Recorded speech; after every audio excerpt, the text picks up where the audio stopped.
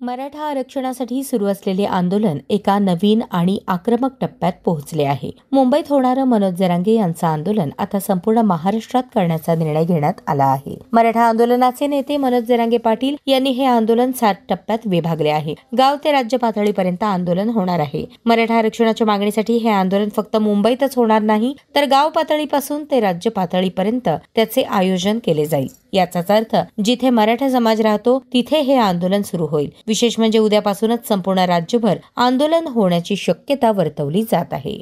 मनोज जरांगे पाटील यांनी आतापर्यंत शांततेच्या मार्गाने आंदोलन केले होते, पण आता सरकारने मराठा समाजाच्या मागणीला सकारात्मक प्रतिसाद दिला नाही. दिलेल्या या वागणुकीमुळे मनोज जरांगे पाटील यांनी आपली रणनीती बदलली असल्याचे दिसत आहे. एकाच वेळी राज्यभर आंदोलन सुरू करून सरकारवर दबाव वाढवण्याचा त्यांचा प्रयत्न आहे.